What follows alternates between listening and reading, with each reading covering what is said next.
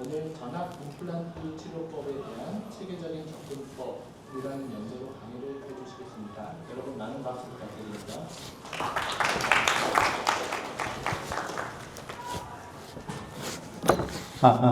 불 좀 꺼주시겠습니까? 네, 요것도, 예, 좋습니다. 방금 소개받은 서울강남치과 배정인 원장입니다. 아시는 분은 아시겠지만은, 치과 이름이 서울강남치과지만은 거제에서 하고 있고요. 거제에서 지금 여기까지 너무 피곤해서 대리해서 왔습니다. 자, 소개해 주신 대로 그 강의를 시작하기 전에 먼저 영상 하나 보겠습니다.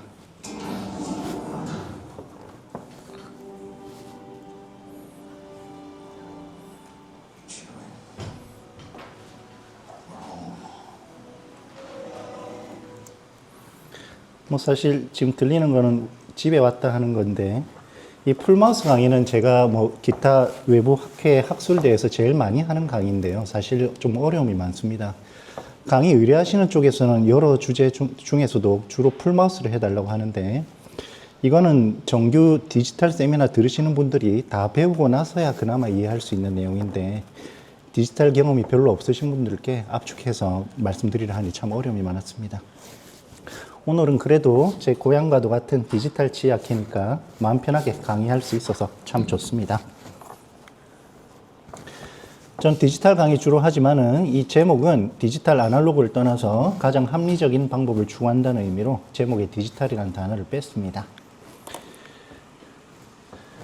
오늘 전체 치료 과정을 다음 4단계로 구분해서 설명드리겠습니다. 치료 계획 및 준비 단계, 그리고 수술 단계, 임시차 최종 보철, 임시차 단계, 최종 보철 유지 보수 4단계입니다. 먼저 치료 계획 및 준비 단계입니다. 현재 이 무치약을 임플란트로 치료하는 방법은 5개 정도로 정리를 할 수가 있습니다. 일단 이 고정식과 가철식으로 이렇게 나눌 수 있고, 고정식은 임플란트 개수를 충분히 할 수 있을 때 전통적인 브릿지를 할 수 있을 테고, 해부학적 제한이나 예산 제한이 있을 때는 옛날엔 하이브리드라 부르고 요즘 오로넥스라 부르는 이런 형태의 보철을 할 수가 있습니다. 이 용어가 조금 혼란스러운 면이 있어서 정확한 용어의 정의는 아마 허정보 교수님께서 이따 강의 때 말씀해 주실 것 같습니다. 가철식에는 임플란트 개수를 최소화하고 임플란트에는 리텐션만 담당하게 하는 이런 로케이터와 같은 보철이 있고, 임플란트 개수를 4개에서 6개 정도 늘리고 바 어태치먼트 같은 것을 사용해서 임플란트가 리텐션 서포트를 모두 담당하게 하는 방식의 보철이 있습니다.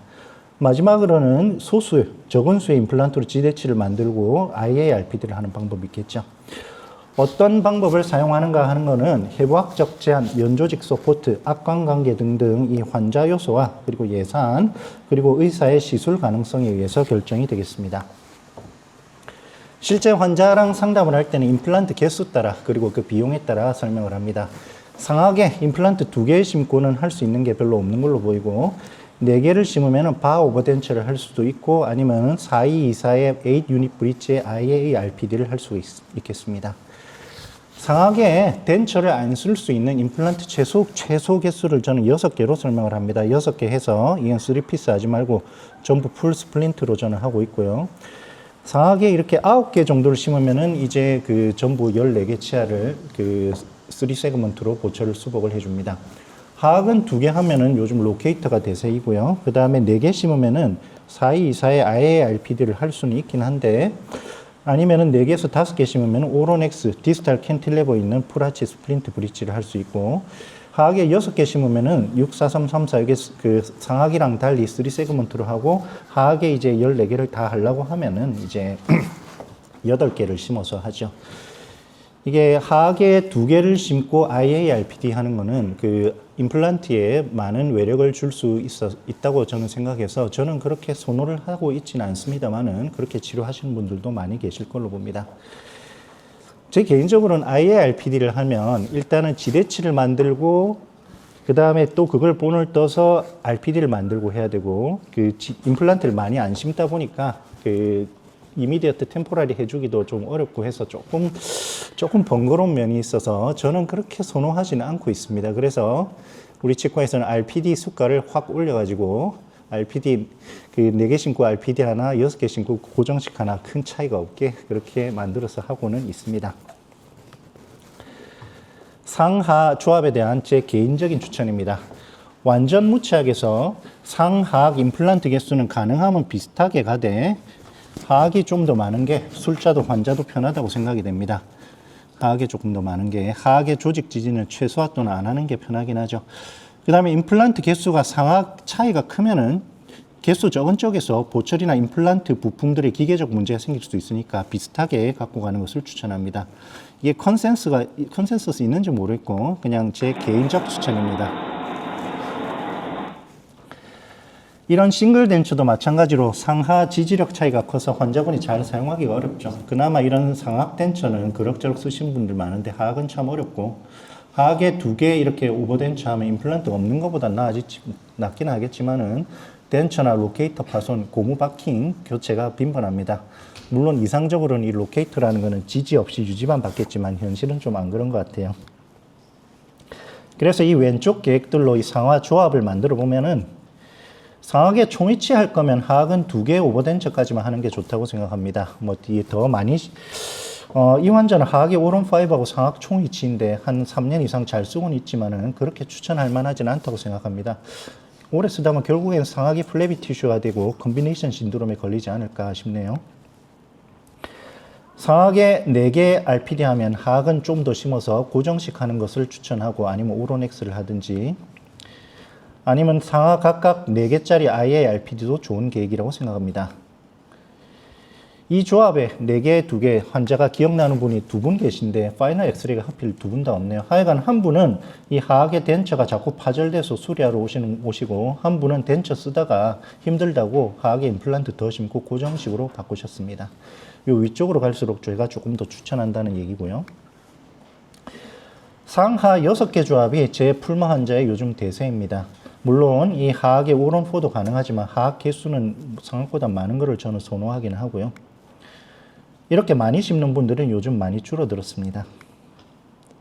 자, 그래서 이 플래닝이 초안이라면 이 초안을 현실화하는 준비 단계를 거쳐야 합니다. 디지털로 준비할 때 말이죠.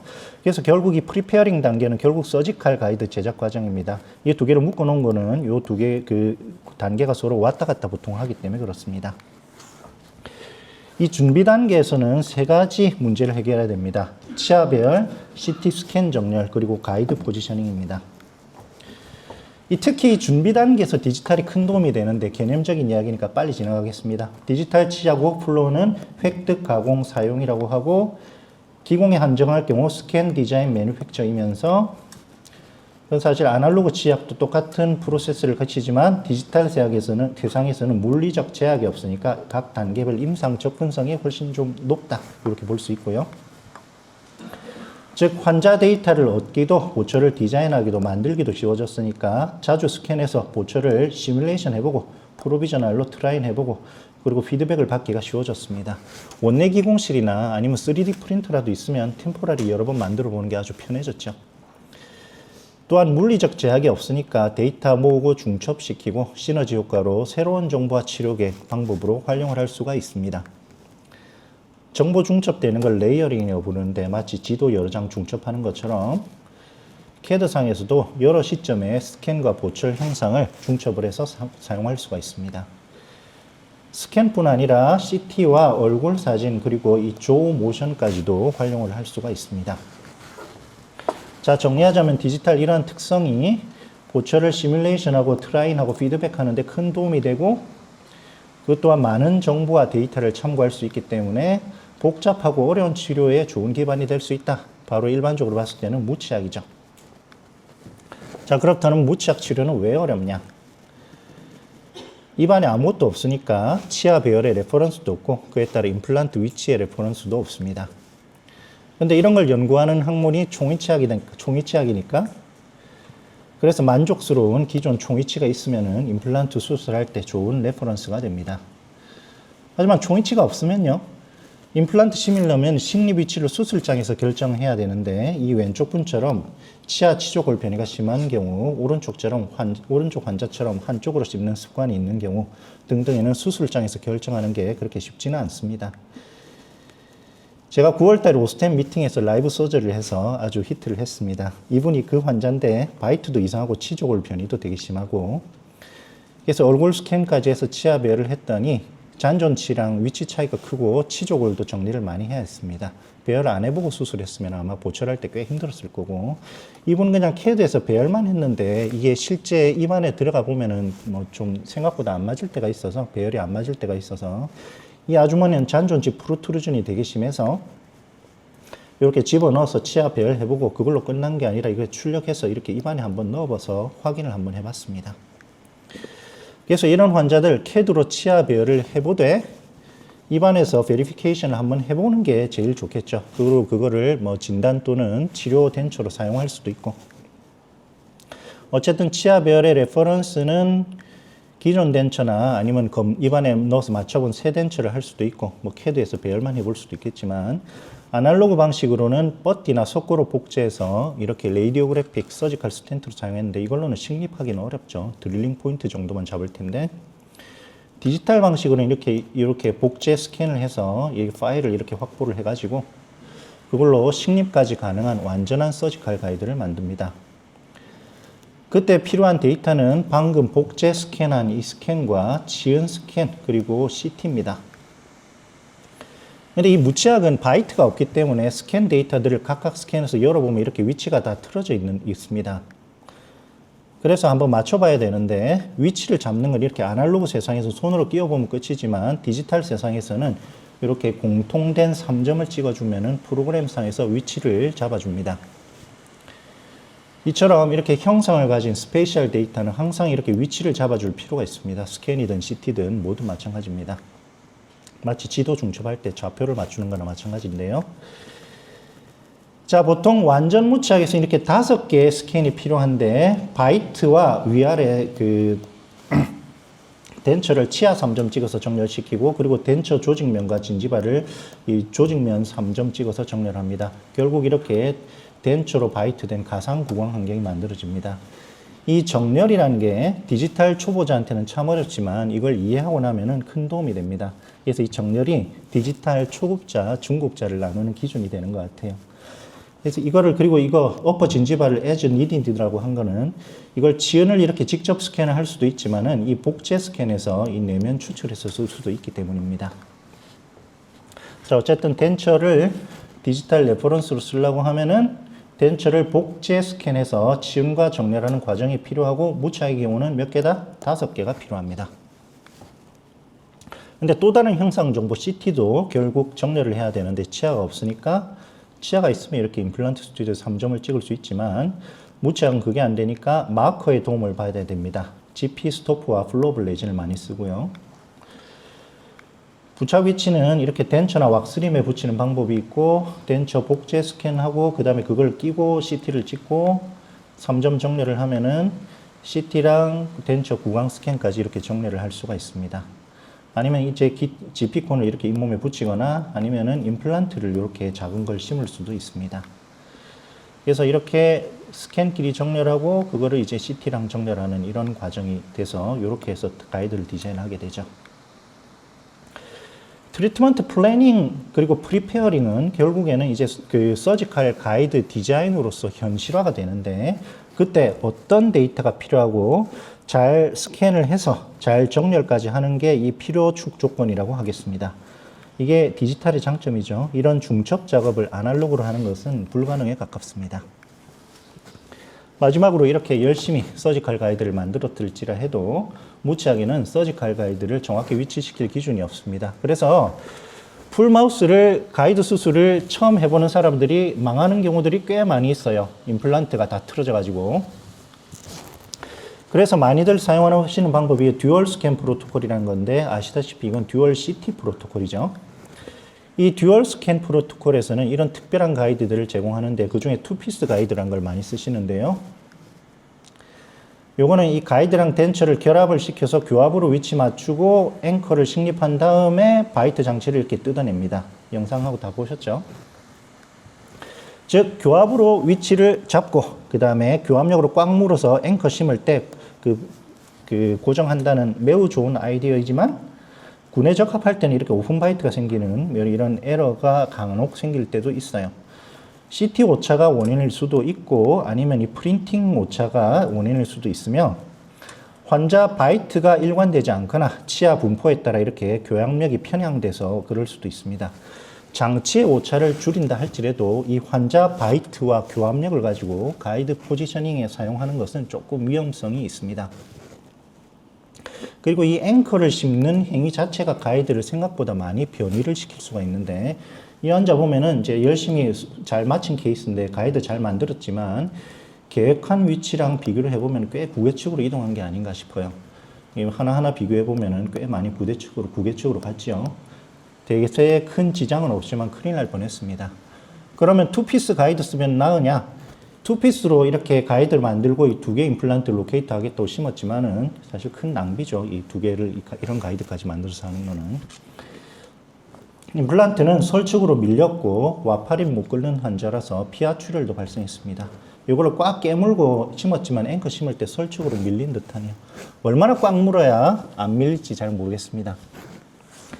그래서 가이드가 그 편이 쏠릴까봐 상하에서는 앵커를 팔레탈로 심으라고 하는 분들도 있는데 뭐 이 가이드는 협측밖에 앵커 못 심으니까요. 사실 앵커를 어느 방향으로 해도 가이드는 틀어지게 돼 있다고 봅니다.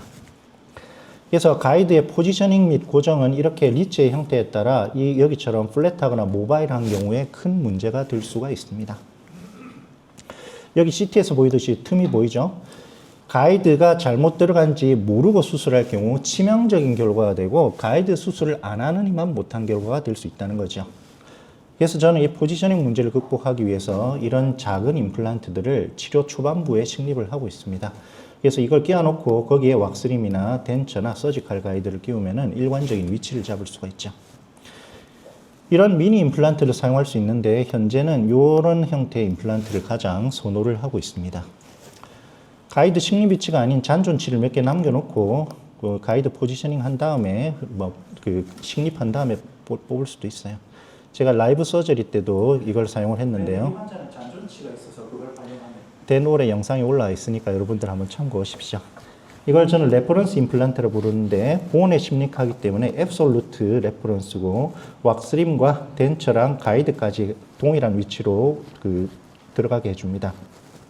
플랜이 수술이 되게 하는 매개체고 서지컬 가이드의 포지셔닝과 앵커 식립 시의 변이를 막아줍니다.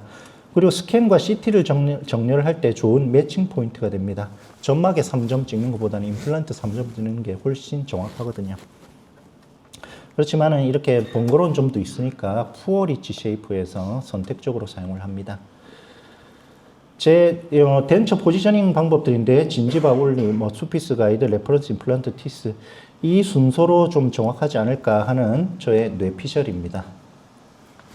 저는 치아나 레퍼런스 임플란트를 사용하고 이 사이드 앵커를 안 하는 거를 선호를 합니다. 이건 제 선호입니다.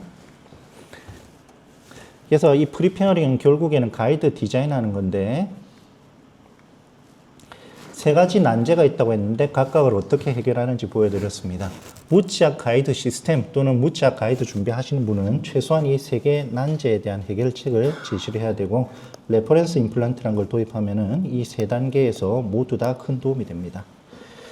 자, 이제 가이드 수술 단계인데요. 이렇게 열심히 가이드를 만들었더라도 가이드 수술을 실제로 해보면은 많은 문제가 생기고 결과적으로 임플란트가 틀어지는 일이 생각보다 자주 일어납니다. 너무 빠릅니까? 괜찮습니까? 죄송합니다. 입이 말라가지고. 크게 할까요? 제가 이거 양손을 사용하다 보니까 마이크를 잡고 할 수가 없어가지고. 가이드 수술은 잘 들리죠? 가이드 수술은 사실 본질적으로 블라인드 테크닉이거든요. 술자는 가이드 하방, 골 내부를 직접 볼 수 없기 때문에 수술 시에 모든 감각을 동원해서 나타나는 사인을 읽어야 됩니다. 이때 나타나는 워닝 사인은 수술이 제대로 진행되고 있는지 알려주는 중요한 단서입니다. 그래서 실제 수술 진행 순서에 맞춰서 반드시 주의해야 될 워닝 사인을 알려드리겠습니다. 첫 번째 가이드 포지셔닝 문제입니다. 가이드 완전히 들어갔는지 치아가 있으면 갭을 보시고 무치약이라고 하면 아까 보여드린 것처럼 포지셔닝 레퍼런스가 적절한지 없으면 최소한 조직하고 균등하게 접촉하는지라도 확인해야 됩니다. 포지셔닝 잘못되면 이후에 모든 과정 무의미하죠. 두 번째, 세 번째는 드릴링 저항의 이상입니다. 가이드에 드릴러인데 너무 빡빡하거나 아니면 너무 술렁 들어갈 때 저항이 과도하다면 우선 엉뚱한 방향으로 드릴링을 하고 있는 거 아닌가 확인해야 되고, 그게 아니면 이 홀이 너무 타이트하거나 안에 불순물이 있을 수도 있고, 아니면 실제 하방의 골 밀도가 높아서 그럴 수도 있죠. 이 상황에서 막 힘을 주다 보면은 가이드가 부러지거나 심지어 드릴이 부러지는 수도 있어요. 매우 위험합니다. 골 밀도가 너무 강하면은 짧은 드릴부터 시작하는, 저걸 인크리멘탈 드릴링이라고 하는데, 짧은 드릴부터 진행을 하는 것이 좋고요. 그리고 정말 저항이 심하고 임플란트 고정력도 너무 과도하다면 이거 코티칼 본을 뚫고 들어가고 있는 거 아닌가도 한번 생각 한번 해봐야 됩니다. 반대로 저항이 거의 없다면 그 골 밀도가 낮을 수도 있지만은 이렇게 발치와 골에서 미끄러지는 상황일 수도 있어요. 근데 실제로 골 밀도가 낮아서 저항이 없다 싶으면은 임플란트 고정력을 위해서 언더 드릴링을 해서 일단 임플란트를 먼저 넣어봐야 되겠죠. 네 번째, 드릴이나 가이드가 움직이는 변입니다. 드릴이 좌우로 흔들리거나 가이드 자체가 움직인다면 포지셔닝이 잘못됐을 수도 있고 가이드 홀이 이렇게 헐거워서 그럴 수도 있어요. 이 왼쪽하고 오른쪽을 비교를 해보면 오른쪽이 훨씬 정확한 수술이 되겠죠. 이거 흔들리는 거 보입니까? 이 무착부의 스팬이 길 때 지지, 유지, 안정, 그리고 가이드의 강성 부족이 원인으로 이렇게 가이드가 움직이거나 휠 수가 있어요. 그래서 이렇게 조직 지지일 때는 이렇게 왼쪽처럼 디자인하는 것보다는 오른쪽처럼 치아를 많이 덮고 강성을 이렇게 바로 보강하도록 가이드를 디자인해야 됩니다. 풀마우스에서는 이 모든 홀의 구개측 또는 설측을 바로 보강을 해주는 것이 좋습니다. 이게 좀 까딱거리는 거 보이죠? 식립 부위 주변에 골 밀도 차이가 있으면 드릴이 또 흔들릴 수 있는데 이때는 충분히 여러 번 드릴링을 해주면 흔들림이 사라집니다. 그리고 또 이것도 문제인데 임플란트를 깊이 심는다면 특히 오스템 원 가이드 같은 경우는 슬리브가 낮아져 가지고 이건 낮은 슬리브, 이건 높은 슬리브인데 낮은 슬리브가 훨씬 더 흔들리죠. 그래서 슬리브가 낮아지면 일종의 가이딩 플레인이 줄어들어서 드릴이 움직일 가능성이 커집니다. 그래서 특히 발치와라든지 아니면 이 경사진 본 등에서는 이 드릴이 빗겨날 수가 있어서 이럴 때는 슬리브를 이렇게 인위적으로 높여줬죠. 보강이 필요합니다. 그 다음에 다 식립한 다음에 이 식립한 드라이버가 안 빠지는 경우에는 이거는 어딘가 임플란트가 틀어졌다는 사인이거든요. 그때는 그걸로 그냥 꽉 조이는 것이 그로 끝나는 게 아니라 임플란트 풀고 추가 드릴링을 해야 될 수도 있어요. 정리하자면 가이드 수술은 블라인드 테크닉이기 때문에 이 워닝 사인을 잘 이해하고 수술장에서 인지하고 대처하는 것이 가이드 수술의 기본기이자 가장 중요한 실전 노하우라고 할 수 있겠습니다. 자, 이제 보철 단계부터는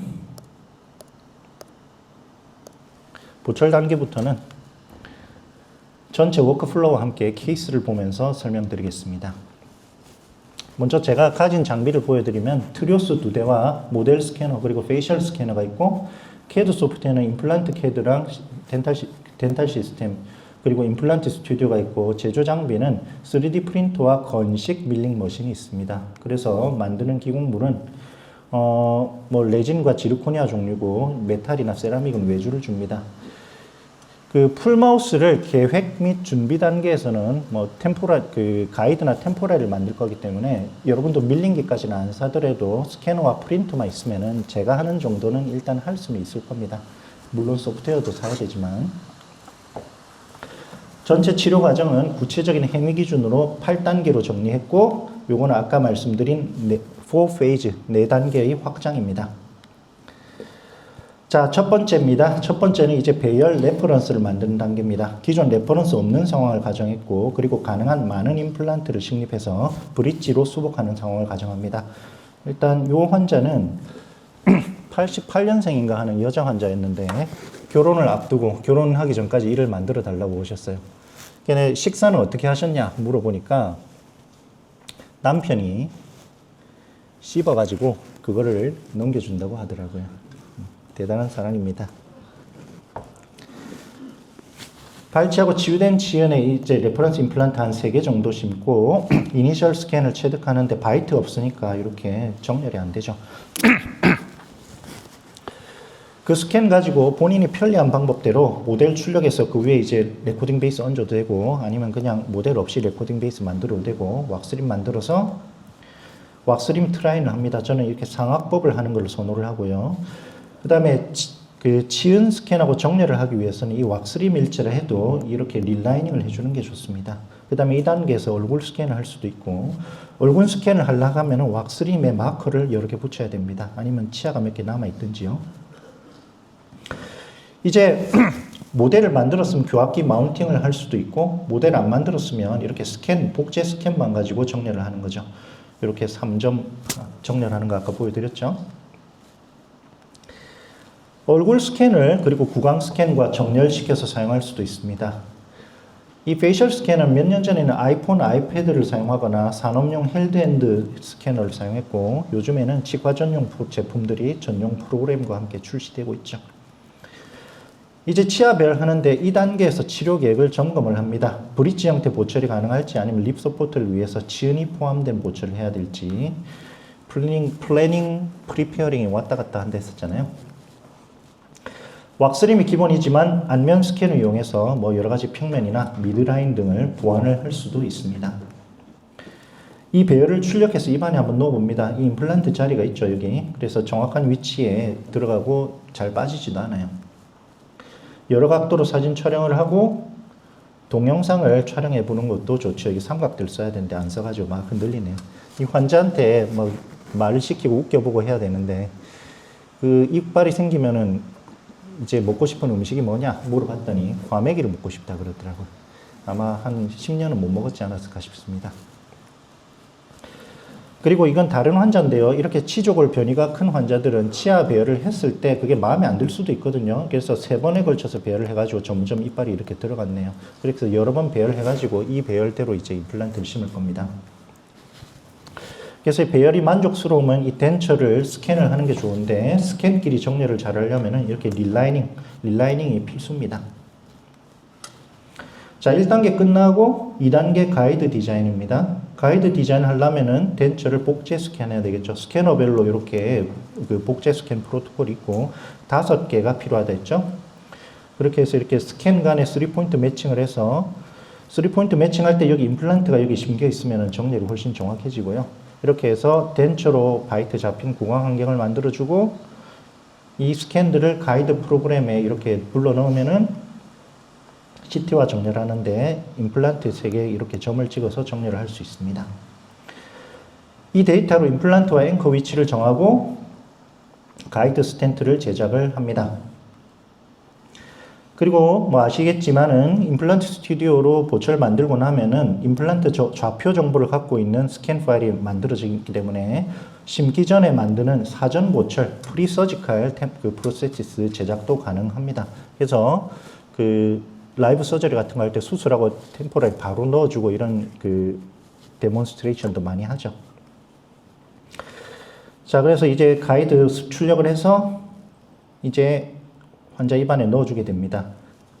이제 가이드 수술하게 됩니다. 가이드 수술할 때 어떤 거 신경 써야 된다 하는 건 아까 인트라오피 워닝 사인에서 말씀드렸고요. 이 가이드는 여기 레퍼런스 임플란트가 있으니까 정확하게 포지셔닝이 되는데 이게 아까 제가 디자인한 파일하고 좀 다르죠. 뭐가 다릅니까? 팔레탈이 날라갔죠. 이게 상악 가이드를 팔레탈을 덮지 않습니까? 이게 마취를 하고 난 팔레탈이 부어가지고 가이드가 잘 안 들어가는 경우들이 있어서 저는 이 상악 가이드를 팔레탈 덮는 거를 별로 좋아하지 않습니다. 그래서 그리고 그 다음에 이 여기 지금 제가 바 대놓은 게 너무 허약해요, 사실은. 요것처럼 모든 홀을 가능하면 두껍게 이렇게 보강을 해주는 게 좋습니다. 이 왼쪽처럼 모든 홀을 다 보강했죠. 안 그러면 이렇게 흔들릴 수가 있어요.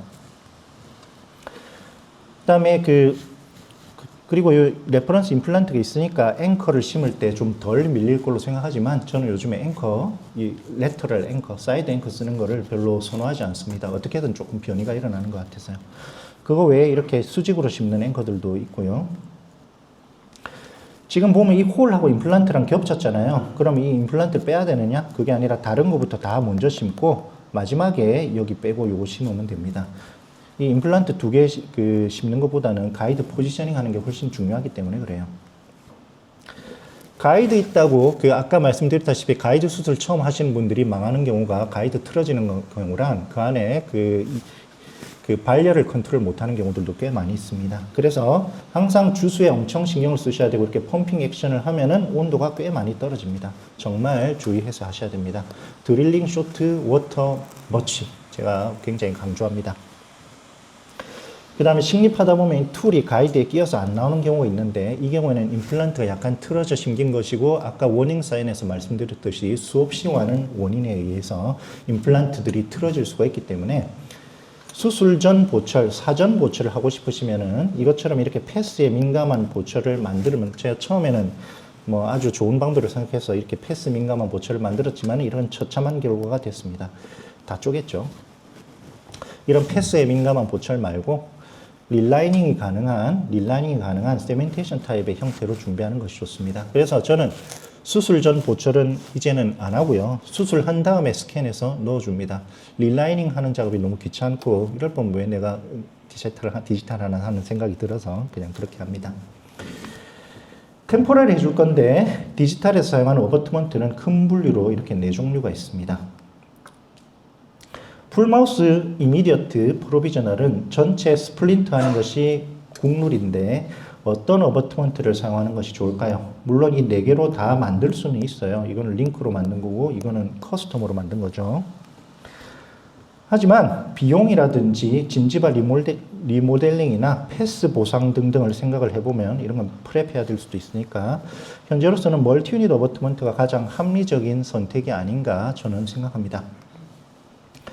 그래서 이제 수술 끝나고 즉시 임시 보철 스캔을 할 건데 아까 보여드린 대로 모든 임플란트를 스플린팅 하기 위해서 스크류 타입으로 만들기 위해서 익스터널로 바꿔주는 형태의 멀티 유닛 어버트먼트를 선호를 하고 거기에 올라가는 스캔 바디 연결하고 어버트먼트 레벨 스캔 바디죠. 엑스레이로 확인하는데 여기 보시면 아직 이 임플란트를 안 뽑고 놔뒀어요. 상악은 다 뽑았는데 현재 제가 설명드린 워크플로우에서는 제 멀티 유닛 어버트먼트를 연결을 했는데 이게 오스템 멀티 유닛 어버트먼트거든요. 옛날에는 이 멀티 유닛을 프로비저널로만 사용을 했었어요. 이 멀티 유닛 어버트먼트 스크류 같은 이 부품들이 내구성이 좀 떨어진다고 생각을 했거든요. 규정 토크에서 조금만 더 주면 스크류가 탁 끊어지는 경우들도 꽤 많이 있었습니다. 하지만 이 멀티 유닛을 즉시 보철뿐 아니라 파이널에도 사용할 수 있다면 향후 보철 과정도 꽤 편리해집니다. 어쨌든 지금 레퍼런스 임플란트 아직 뽑지 않고 스캔을 했고 근데 이건 다 뽑았죠. 수술 직후에는 피가 나서 스캔이 잘 안 되면 그냥 인프를 뜨는 수도 있는데 인프 떠보면 생각보다 별로 정확하게 안 나오는 경우들이 꽤 있어요. 이런 부분들. 아니면은 이 주변에 바이트는 빨리 굳으니까 바이트 쏜 다음에 바이트 머티리얼을 굽고 나서 이렇게 스캔해줘도 좋습니다. 근데 바이트는 못 뜨죠. 옛날엔 덴처를 잘라서 바이트 뜨기도 했는데 디지털적으로 세련된 방법은 아닙니다. 스캔이 마치고 나서 이렇게 레퍼런스 임플란트 있던 거를 뽑아줍니다. 그러고 나서 이제 환자한테 다음날 오라고 가시라 합니다. 스캔을 했으니 이제 기공물을 디자인해야 될 텐데 아까 바이트를 못 떴잖아요. 하지만은 기존의 왁스림과 여기 가이드 만들었던 스캔들이 다 상하 정렬이 돼 있으니까 그 정렬을 사용하면 됩니다. 이 왼쪽이 가이드 만들었던 스캔이고 이게 수술 스캔인데요. 이렇게 3점을 찍어서 정렬을 하면은 굉장히 임플란트 남아있으면 정렬 결과가 비교적 괜찮고요. 이거는 임플란트 다 뽑아서 팔레탈 루게로 3점 찍었는데 정확도가 사실 좀 떨어집니다. 이렇게 정렬 안 된 스캔을 기존 바이트에 정렬을 시킬 수가 있습니다. 이렇게. 이 과정은 클래식 보철의 크로스 마운팅하고 같은 의미입니다. 바이트 상태를 이전을 하는 것이죠. 보철끼리, 보철 간에. 그래서 바이트 잡고 프로비저널 디자인합니다. 익숙해지면 이거 디자인하는데 한 3, 40분이면 됩니다. 그리고 출력에도 한 3, 40분 정도 걸릴 거고요. 제가 9월달 라이브 서저리 할 때 수술한 다음에 라이브 보철을 했는데 점심 식사 먹으면서 디자인했는데 한 40분 정도 걸렸습니다. 물론 상악 편하기였지만. 그래서 이제 3D 프린팅 프로비저널이고요. 여기 보이는 거는 이 실린더를 접착을 했는데 실린더 없는 방식도 있습니다. 보통 다음 날에 넣어줍니다. 이게 레진 템포라리라 그런지 원피스지만 생각보다는 잘 들어가고요. 그 다음에 또 이 템포라리도 여러 각도로 관찰하면 좋겠죠. 이미디어트 템포라리가 꼭 마음에 들리라는 보장은 없으니까. 그 치유 기간 동안에 임플란트가 혹시 과부하 받아서 페일 나지 않도록 교합 조정을 수시로 해줘야 되고, 그리고 나사 풀림이 없는지, 그리고 임플란트가 페일 안 났는지도 체크해야 됩니다. 이때 풀마우스 교합 조정할 때 이런 교합력 게이지 이런 게 유용합니다. 이거 잘 안 쓰는데 풀마우스 할 때는 큰 도움이 돼요. 자, 이제 두세 달 지나고 최종 보철 준비를 합니다. 제가 이행 보철이라는 용어를 사용했는데, 이거는 그 프로비저널, 그 임시 보철이라는 걸 가리키는 용어가 여러 개 있잖아요. 뭐 인테림, 프로비저널, 템포라리, 트랜지셔널 이렇게 하는데, 제가 이 용어를 쓴 거는 이게 파이널로 이어질 프로비저널이라는 의미로 쓴 겁니다. 이미디어트 템포라리가 만족스럽지 않을 수 있으니까 몇 번 템포라리를 더 만들어줘야 될 수도 있거든요. 우선 ISQ를 확인해야 되겠죠. 어버트먼트 다 빼고 ISQ 질 때 환자 되게 괴로워합니다. 지금 멀티 유닛 들어있었으니까. 그리고 이제 그 이행 보철을 만들 건데 아직은 멀티 유닛 상태에서 템포라리를 만듭니다. 왜냐하면 이게 보철 최종 모양이 정해져야 커스텀 만들 수 있으니까. 일단 스캔 바디 놓고 스캔하고 원래 원피스였던 보철을 섹션 해가지고 전치부를 넣고 구치부 바이트를 뜨게 됩니다. 뭐 피드백을 반영해서 이행 보철을 제작합니다. 기존 템포라리는 지연 넣어달라더니 이제 지연 빼달라 해가지고 저도 지연 넣는 걸 그렇게 선호하진 않아요. 마찬가지로 여러 각도에서 촬영하고 말도 시켜보고 합니다. 이행 보철에 환자와 술자가 만족하게 되면은 이제 파이널 보철 단계로 들어갑니다. 말씀드렸다시피 파이널 보철은 커스텀 어버트먼트 사용할 거고요. 스캔 바디를 싹 연결을 하고 스캔하고, 역시 바이트는 기존 끼던 템포라리의 전치부를 끼워가지고 구치부 바이트를 뜹니다. 파이널 커스텀 어버트먼트와 상부 보철을 이 이행 보철을 참고해서 제작합니다. 일단 파이널 어버트먼트 위에 레진 크라운을 올립니다. 나중에 사용할 수 있도록 어버트먼트만 따로 이렇게 스캔을 해 놓을 수도 있고, 아니면 어버트먼트 오리지널 STL 파일을 확보를 해 놓습니다. 어버트먼트와 템포라리를 딜리버리 합니다. 사실 이 어버트먼트 디자인이 잘 된 디자인입니까? 여러분 보시기엔 어떻습니까?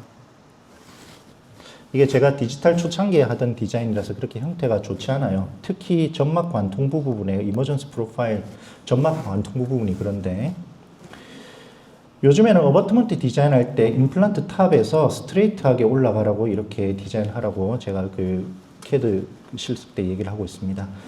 그래서 이렇게 자연스럽게 디자인을 하려면 그 식리 깊이 뎁스 컨트롤이 중요한데, 저는 그 숫자로 259라고 하는데요. 임플란트 식리 깊이를 이 본에서 2mm, 진지바에서 5mm, 대합치에서 9mm 정도는 클리어런스를 확보하는 것이 그 점막 관통부 디자인하고 그 보철 높이를 확보하는 데 도움이 된다고 생각합니다. 259의 법칙입니다. 그래서 이건 비교적 최근에 한 어버트먼트 디자인인데 좀 스트레이트하고 깊이 컨트롤이 그나마 좀 돼 있죠. 아까 봤던 케이스보다는. 자, 어버트먼트 위에 템포라리로 환자 적응 및 피드백 기간을 갖고 나사 풀림이나 초기 싱크다운, 뭐 초기 싱크다운은 쭉 일어나겠지만은 초기 싱크다운을 최소화하기 위해서 스크류 리타이트닝을 한 두세 번 해줍니다. 2주에서 4주 정도 하면 되지 않을까 싶고요. 자, 이제 마지막 보철은 어버트먼트 레벨로 스캔을 할 겁니다. 어버트먼트 레벨로. 파이널 보철은 아까 그 레진 템포라리처럼 한 번에 다 만들지 않고 쪼개서 전치부 먼저 만들고 전치부 끼운 상태로 구치부 먼저 만들어 놓는 것을 저는 선호를 합니다. 그래야 교합 조정량이 좀 줄어들거든요. 어쨌든 어버트먼트 레벨 스캔을 하면은 보통은 이렇게 마진 부위가 잘 안 나오기 때문에, 피니시 라인 부위가 잘 안 나오기 때문에 아까 확보해 놨던 그 어버트먼트 스캔 파일이나 STL 파일을 확보해 가지고 더블 스캔, 이렇게 끼워 넣는 더블 스캔 방법. 더블 스캔이 뭐 공인된 용어인지는 모르겠지만은 이렇게 어버트먼트를 그 외부 그 스캔한 것을 끼워서 씁니다. 그러면 여기 이렇게 피니시 라인이 잘 확보가 된 게 보이죠. 당연히 마지막 템포라리 이행 보철을 중첩시켜서 청구를 할 수 있고, 전치부 파이널 딜리버리를 합니다. 되게 길죠. 지연 빼달라 해서 그냥 길게 했습니다. 그 다음에 같은 방법으로 구치부 어버트먼트 레벨 스캔을 하고, 뭐 필요하면 더블 스캔을 하는데, 사실 이런 경우에 환자가 바이트를 어떻게 하느냐에 따라서 보철 7번의 교합이 낮은 경우들도 있을 수가 있기 때문에 CAD 디자인할 때 7번은 조금 높게 디자인해달라 이렇게 얘기를 해도 되고, 아니면 975 바이트 뜰 때 템포라리를 몇 개라도 끼워 놓은 상태로 바이트 스캔도 할 수 있으니까 뭐 그렇게 하기도 합니다. 어쨌든 7번 바이트 낮아질 수 있으니 좀 주의하고요.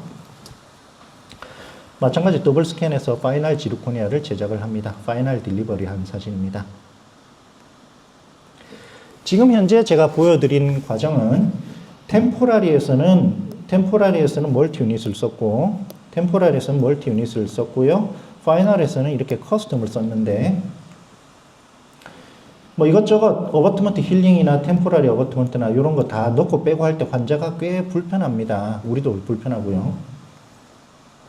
그래서 요즘에 이 세멘트 프리 보철이라고 하는 것들이 유행을 하는데, 그 한 축이 뭐 멀티 유닛과 링크 두 가지로 저는 보고 있는데, 뭐 한 축이 이제 그 하이니스나 오스템 DR 같은 형식의 멀티 유닛 타입이죠. 아까 보여드렸던 요거가 좀 허약했던 거에 비해서 요즘 나오는 멀티 유닛 방식들은 훨씬 좀 그 내구성이 좋아져서 파이널 보철에 사용하기에도 비교적 적당합니다. 이런 어버트먼트를 수술 직후에 이렇게 넣어주면은 마치 티슈 레벨처럼 기능을 하면서 어버트먼트 위에 이것저것 연결을 할 수 있으니까 환자 불편함이 덜해지고, 이렇게 어버트먼트 끼고 그 위에 ISQ를 측정을 할 수도 있습니다. 대략 한 10점 내외 정도로 낮게 나옵니다만은. 그래서 그 파이널의 멀티 유닛 타입을 사용하면서 달라진 점은, 임플란트 식립 후에 바로 어버트를 연결을 하되 고정력이 충분하면은 템포라리로 만들고, 불충분하면은 그 위에 힐링 캡을 끼웁니다. 그 다음에 어버트 장착한 상태에서도 ISQ 측정 가능하고, 무엇보다 장점은 프로비저널에서 파이널 어버트먼트 교체가 불필요하고, 당연히 커스텀 어버트 제작 불필요하고, 더블 스캔 뭐죠? 어버트먼트 마진이 잘 안 나오니까 따로 스캔한 거 있잖아요. 그거 할 필요도 없어졌고, 당연히 시멘트 프리죠. 그래서 꼈다 뺐다를 덜 할 수가 있어서 우리도 편리하고 환자 불편감도 덜해집니다. 즉, 이 MUA, 하이니스나 DR 하나로 템포라리 어버트먼트, 힐링 어버트먼트, 파이널 어버트먼트, 스마트팩 플랫폼 이렇게 다양하게 활용을 할 수가 있습니다. 그래서 워크플로우를 보자면, 이미디어트 템포라리 넣어주고 그거 섹션한 다음에 전치부 넣고 그 다음에 구치부 넣고, 이미디어트 전치부 구치부, 이미디어트 전치부 구치부, 어버트먼트 교체 없이 뭐 똑같은 방식으로 이렇게 하고 있습니다. 이분은 상악을 이렇게 원피스로 엮었는데, 사실 이 원피스로 12유닛을 스크류 타입으로 만드는 것이 쉬운 일은 아닙니다. 저는 뭐 원내 기공실이 있으니까 될 때까지 해주는데, 뭐 그렇게 뭐 제가 선뜻 말씀드리기는 어렵고, 어쨌든 이거는 섹션 안 하니까 하악 전치부랑 상악을 다 만든 다음에 그거를 그 완성 기존 보철이라고 보고, 그거를 해놓은 상태에서 구치부를 만들고 이런 식으로 합니다. 물론 가끔 그 교합기에 올려서 클리니컬 리마운팅 할 때도 있고요. 아까 보여드린 대로 교합 조정 잘 하면서 리콜 체크를 합니다. 자, 이제 모든 단계가 끝났습니다. 전체 8단계였는데 제가 설명을 잘 드렸으니까 다 이해를 하셨죠? 오른쪽이 MUA를 사용한 워크플로우고 이 왼쪽이 커스텀 워크플로우인데, 글로 보면은 큰 차이가 안 나지만 실제로는 훨씬 편리해지고요. 제가 커스텀 어버트먼트 썼을 때는 이 어버트먼트 외주를 줘야 됐지만은 이제 하이니스랑 오스템 DR 쓰면서 풀마우스 할 때 외주를 안 보내도 돼서 좋습니다. 그래서 저는 여러분이 박수를 안 쳐서 제가 셀프로 박수를 쳤습니다. 하여튼 저는 요즘에 풀마우스를 할 때 적극적으로 이런 멀티 유닛 타입을 쓰고 있습니다. 근데 이 멀티 유닛 타입은 싱글에서 쓰는 거는 꽤 번거롭고 귀찮고 잘 풀리는 것 같아요. 그래서 싱글은 일반 어버트먼트, 2개 이상 묶을 때는 이런 멀티 유닛 타입을 씁니다. 참 쉽죠? 옛날에 발표를 했더니 수술 전 준비 기간이 얼마나 걸리나 질문이 들어왔는데, 보통은 제가 아까 플래닝 단계가 있다 그랬고 몇 개 어디에 심을지 하고 결정한 거를 가이드 만드는 프리페어링 단계가 있다고 얘기를 했고, 가이드 수술하려면 분명히 그 단계가 필요하잖아요. 그래서 그 수술대가이신 원장님께서 이렇게 질문을 올려주셨네요. 본인은 준비 시간이 0분 걸린다고 하셨습니다. 그래서 더 중요한 것은 진단과 치료 계획이라고 하셨는데 사실 진단과 치료 계획이 수술장에서 바로 결정이 되는 경지를 우리는 목표로 해야 되겠지만은 그 경지에 이를 때까지는 디지털의 도움을 받으면은 그 세월을 좀 줄일 수가 있겠죠. 뭐 이렇게 말씀하신 분은 조영석 원장님이셨고. 하여튼 디지털을 통해서 임상 접근성이 훨씬 좋아졌으니까 이런 보철학적 원리들의 이해도 또한 훨씬 높일 수 있을 걸로 봅니다. 그래서 보면은 요즘 졸업한 지 얼마 안 됐는데 풀마우스 케이스를 인스타나 페이스북에 올리시는 분들이 있는데 대부분 디지털 하시는 분들이죠. 자, 그래서 마지막 아까 봤던 영화의 다른 장면을 한번 보겠습니다.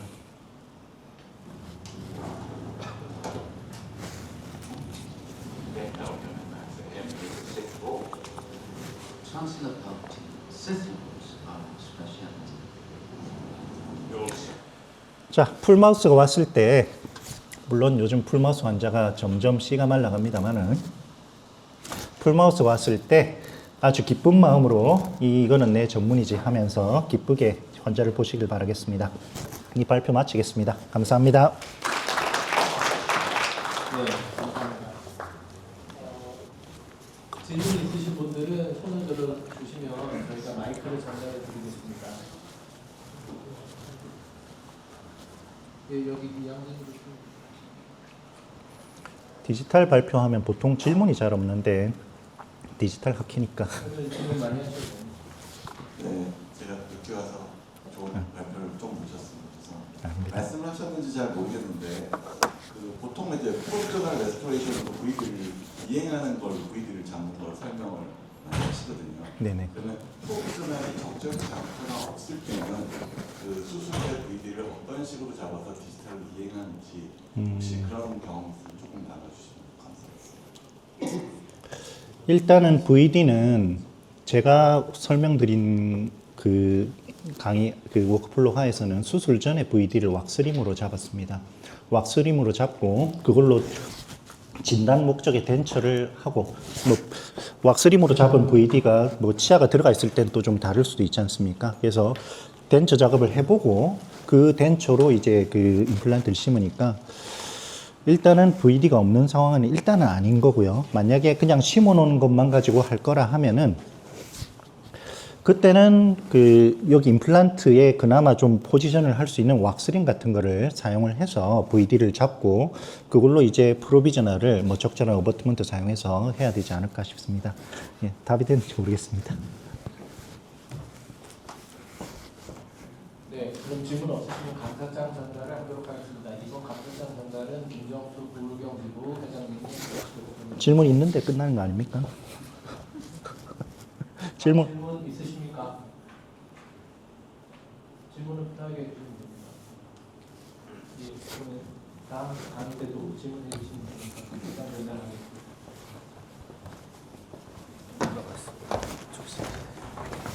네, 감사장 성명 대정인 위안은 대한디지털치의학회 2025 추계학술 대회에서 귀중한 발표를 하시어 학회 발전에 기여한 바 크므로 전 회원의 마음을 담아서 이 감사장을 드립니다.